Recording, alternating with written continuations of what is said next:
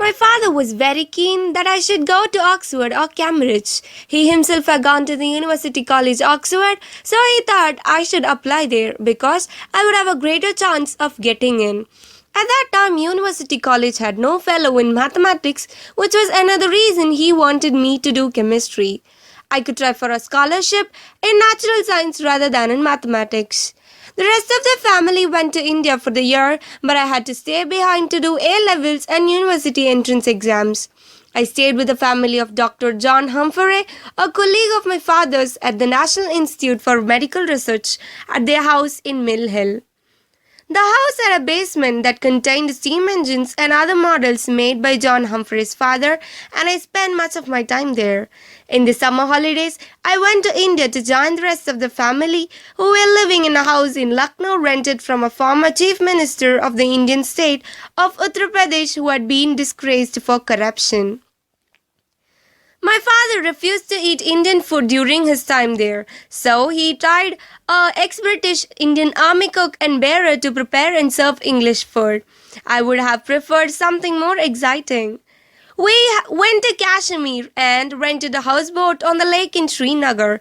We went in the monsoon, and the road that the Indian army had built over the mountain was washed away in some places. Our car, which we had bought from England, couldn't cope with more than 3 inches of water, so we had to be towed by a sick truck driver. My headmaster thought I was much too young to try for Oxford, but I went up in March 1959 to do the scholarship exam with 2 boys from the year above me at school. I was convinced I had done badly and was very depressed then. When during the practical exam, university lecturers came around to talk to other students but not to me. Then, a few days after I got back from Oxford, I got a telegram to say I had received a scholarship. I was 17 and most of the other students in my year had done military service and were a lot older. I felt rather lonely during my first year and part of the second. In my third year, in order to make more friends, I joined the boat club as a coxswain.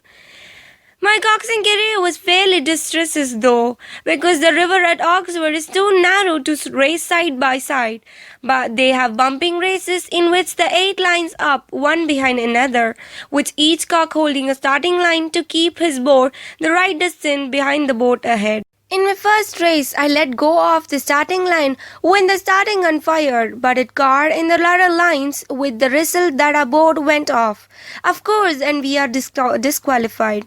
Later I had a head-on collision with another 8, but at least in this case I can claim it was not my fault, as I had right of way over the other 8. Despite my lack of success as a cox, I did make more friends that year and was much happier. The prevailing attitude at Oxford at that time was very anti-work. You were supposed to either be brilliant without effort or accept your limitations and get a 4th-class degree. To work hard to get a better class of degree was regarded as a mark of a grey man, the worst epithet in the Oxford vocabulary. The colleges at that time regarded themselves as in loco parentis, which meant they were responsible for the morals of the students. The colleges were therefore all single-sex and the gates were locked at midnight, by which time all visitors, especially those of the opposite sex, were supposed to be out. After that, if you wanted to leave, you had to climb a high wall topped with spikes. My college didn't want its student getting injured, so it left a gap between in the spikes and it was quite easy to climb out. It was a different matter if you were found in the bed with a member of the opposite sex, in which case you were sent down, expelled on the spot. The lowering of the age of majority to 18 and the sexual revolution of the 1960s changed everything, but that was after I attended Oxford. At that time, the physics, of course, was arranged in a way that made it particularly easy to avoid work. I did one exam before I went up, then had 3 years at Oxford with just the final exams at the end. I once calculated that I did about 1,000 hours work in the 3 years I was there, as an average of an hour a day. I'm not proud of this lack of work, but that time I shared my attitude with most of my fellow students. We affected an air of complete boredom and the feeling that nothing was worth making an effort for. One result of my illness has been to change all that. We were faced with the possibility of an early death. It makes you realize that life is worth living and that there were lots of things you wanted to know. Because of my lack of preparation, I had planned to get through the final exam by doing problems in theoretical physics and avoiding questions that required factual knowledge. I didn't sleep the night before the exam because of nervous tension. However, so I didn't do very well. I was on the borderline between first and second class degrees, and I had to be interviewed by the examiners to determine which I should get. In the interview, they asked me about my future plans. I replied that I wanted to do research. If they gave me first, I told them I would go to Cambridge. If I only got a second, I would stay in Oxford. They gave me the first. As a backup plan, in case I wasn't able to do research, I had applied to join the civil service. Because of my feelings about nuclear weapons, I didn't want anything to do with defense. I therefore listed my preference as a job at the Ministry of Works or one of its House or Commons clerk. In the interviews, it became clear that I did reality know what a House of Commons clerk did. But despite this, I passed the interviews and all that remained was the written exam. Unfortunately, I completely forgot about it and missed the exam. The Civil Service Selection Board wrote me a nice letter saying I could try again the next year and they couldn't hold it against me. It was lucky I didn't become a civil servant. I wouldn't have managed with my disability. In the long vacation following my final exam, the college offered a number of small travel grants. I thought my chances of getting one would be greater the farther I proposed to go.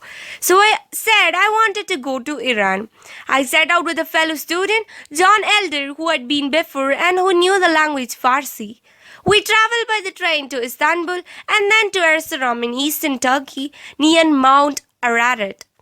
After that, the railway entered Soviet territory, so we had to take an Arab bus complete with chickens and sheep to Tabriz and then Tehran. In Tehran, John and I parted company and traveled south with another student of Isfahan, Shiraz and Persepolis, which is the capital of the ancient Persian kings and was sacked by Alexander the Great. I then crossed the central desert to Mashhad. On my way home, I and my traveling companion Richard Chin were caught in a Bowin Sara earthquake, a magnitude 7.1 quake that killed more than 12,000 people. I must have been near the epicenter, but I was unaware of it because I was ill and in a bus that was bouncing around on the Iranian roads. Because we didn't know the language, we did not learn of the disaster for several days, which we spent in Tabriz while I recovered from severe dysentery and a broken rib from being thrown against the front seat of the bus. It was not until we reached Istanbul that we learned what had happened. I sent a postcard to my parents who had been anxiously waiting for word for 10 days. The last they had heard, I am leaving Tehran for the disaster region on the day of the earthquake.